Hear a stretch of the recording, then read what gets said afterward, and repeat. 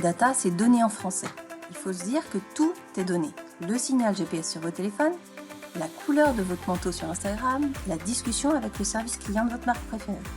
Sauf qu'une donnée, elle ne devient réellement donnée que lorsqu'elle permet d'extraire une information, de s'appuyer dessus pour construire un raisonnement. Mesurer la fréquence d'un lieu par exemple, détecter une tendance mode ou noter la qualité de la réponse donnée par le conseiller au téléphone. Et si on en parle tant ces dernières années, c'est que les capacités de stockage et d'analyse ont explosé. Et ça permet d'imaginer des utilisations toujours plus nombreuses de ces données au service des organisations, des personnes ou du bien commun. Et dans mon cas, au service de toutes les entités John Paul. La data en elle-même n'a donc pas de valeur, c'est son exploitation qui lui permet d'en prendre. Donc, notre job, c'est de faire en sorte que chaque donnée trouve son usage, et que chaque personne chez John Paul trouve la donnée qui lui permettra d'être meilleure dans son métier. Pour ce faire, l'équipe est composée de plusieurs compétences. La toute première, la source de tout, c'est le data engineer, c'est un plombier.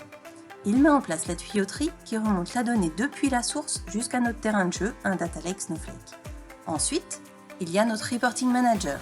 Il met à disposition des métiers les outils qui leur permettent de visualiser les données.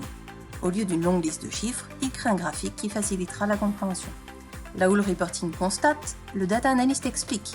Il va travailler avec les métiers pour chercher à comprendre une tendance à la baisse ou comment faire augmenter l'utilisation de nos applications par exemple.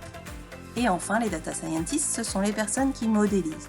Ils créent des modèles mathématiques qui permettent de prévoir, d'anticiper ou de chercher des motifs cachés derrière les données. Quant à moi, j'essaye de faire en sorte que toutes ces personnes soient heureuses de travailler tous les jours, qu'ils puissent exploiter au mieux leurs talents et que les personnes des autres équipes trépignent de joie à l'idée de travailler avec nous. La donnée chez John Paul est importante comme dans la plupart des entreprises, pour des questions d'efficacité opérationnelle, de mesure de rentabilité, de validation des expériences que l'on propose à nos utilisateurs.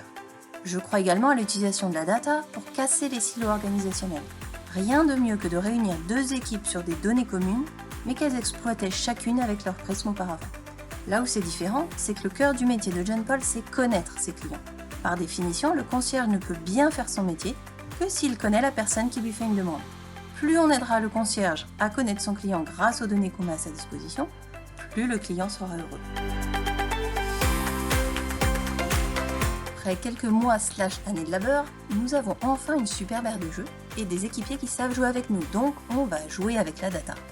Pour les plus techniques, en particulier sur la partie data science, on prévoit de travailler sur des sujets d'algorithmes prédictifs, de recommandations, de graphes d'interaction.